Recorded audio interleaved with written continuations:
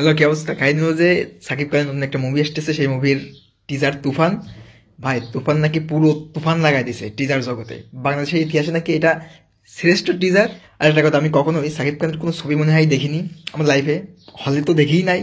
আর যদি এমনি কয়েকটা দেখছি দেখছি তাছাড়া। কিন্তু এই তুফান টিজার নাকি ভাই পুরো অবস্থা খারাপ। রেহান রাফি তাকে নাকি মানে ডিফারেন্ট ভাবে উপস্থাপনা করেছে।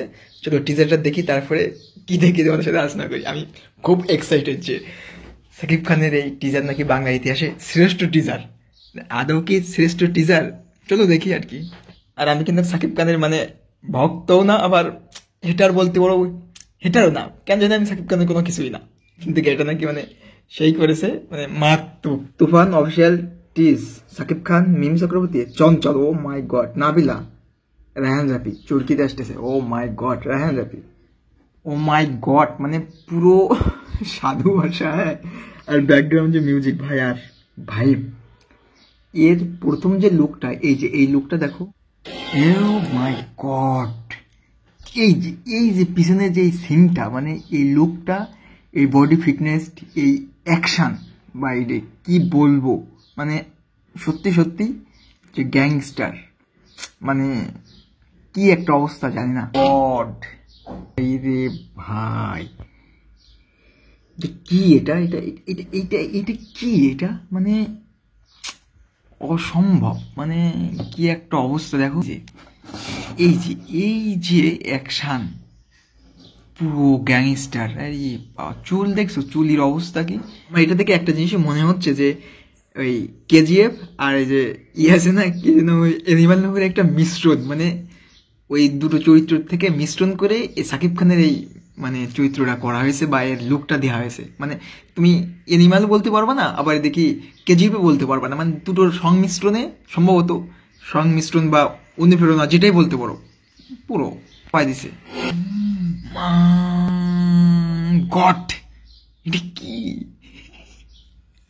না, বেস্ট সাকিব খানের টিজার আমার দেখা অবধি, যদিও আমি কম দেখছি, তারপরে এই টিজারটা বেস্ট ভাই। যে লুক তুমি দেখো, পুরো লুক দেখো, লুক মানে চোখের এক্সপ্রেশন, মুখের এক্সপ্রেশন, দাঁড়িয়ে এদিকে চুল লম্বা কম্বিনেশন, আবার এদিকে হাতে machine gun, O my god.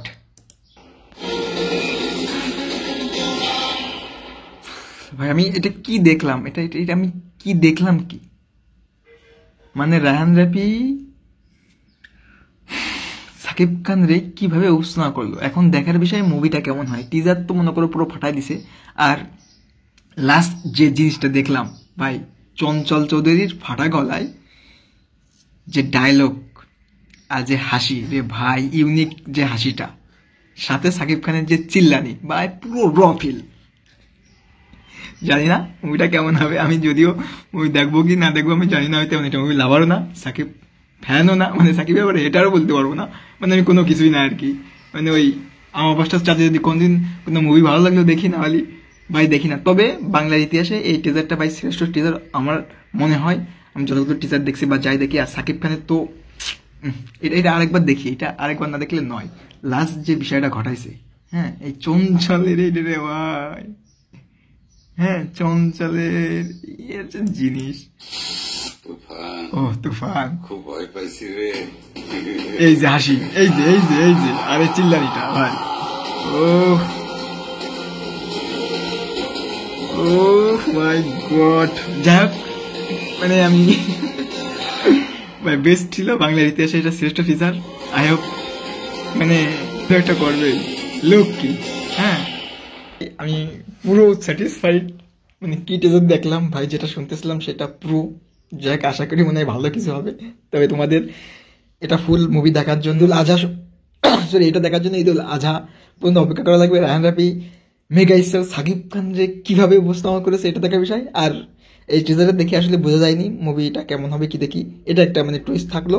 So I hope কি আর কি, যাই হোক সাকিব খানের জন্য বেস্ট টুইস্ট। আর চঞ্চল চৌধুরী এখানে ভাই ভিলেন, আমার মনে হচ্ছে ভিলেন পুরো ফাটাই দেবে। যাই হোক, ভালো লাগছে, বাংলা ইতিহাসে শ্রেষ্ঠ টিজার দেখলাম ভাই, একটা সাউথ সাউথ একটা ফিল পেলাম, টোটাল মিলে লুক, লোকেশন, ব্যাকগ্রাউন্ড সাউন্ড, আর যে গ্রাফি মানে ভিডিওগ্রাফি ভাই অসাধারণ। সো আই হোপ এটা বেস্ট টিজার।